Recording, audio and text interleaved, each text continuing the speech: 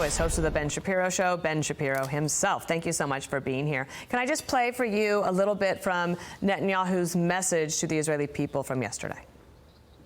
I am committed to the three missions together, releasing and returning all our hostages, both the living and the deceased, eliminating the capabilities of Hamas, driving it out of there, and ensuring that Gaza no longer possesses a threat to Israel. We are working to achieve the much-discussed deal on the conditions that we have agreed to. And the conditions on the ground and the conditions diplomatically means that this has possibly been one of the best opportunities to move forward. What are you looking for today? I think that Prime Minister Netanyahu and President Trump obviously have an excellent relationship at this point. President Trump has made that very clear himself. Obviously, the president has been the most pro-Israel president of my lifetime or anyone else's lifetime. His activity in the Middle East has been astonishingly brilliant, ranging from the Abraham Accords to the B-2 strike on the nuclear facilities in Iran. The relationship between the two men, because President Trump is a relationship guy, obviously makes a big difference in these negotiations. As far as what is about to happen, I think that the big question is what happens during the 60-day interim. Everybody is sort of focused on the beginning and at the end. The 60-day interim is where all the details live.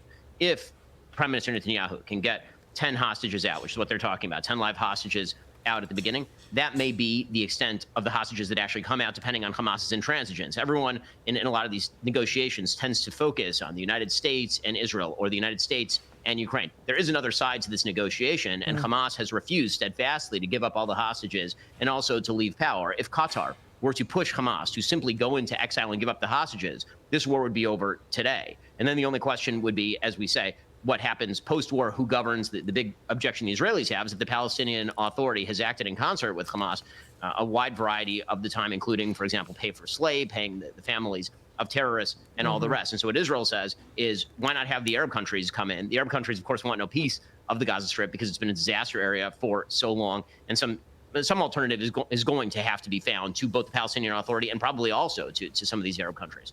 Could you speak a little bit more broadly even then to the possibility of a bigger Middle East peace push and the possibility of expanded Abraham Accords?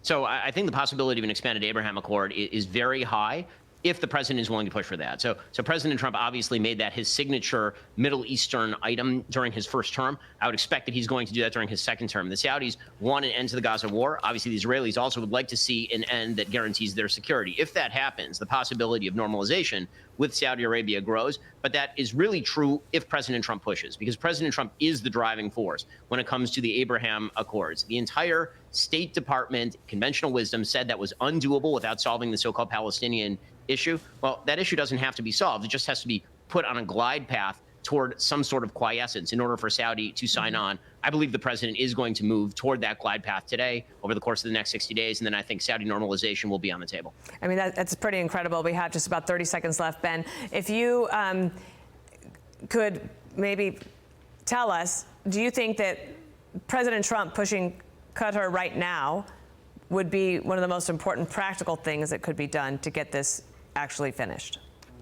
It is the #1 practical thing to be done. Qatar remains the only supporter that provides any level of support, material or otherwise, to Hamas. If Qatar were to simply say to Hamas that this is the end of the war, you have no further support base, then Hamas would have very few choices left. I hear you. And Ben Shapiro, great to see you today. Thank you so much for being here, and we'll watch the news and follow all of your reporting on it. Thank you. I'm Steve Doocy. I'm Brian Kilmeade. And I'm Ainsley Earhart. And click here to subscribe to the Fox News YouTube page to catch our hottest interviews and most compelling analysis.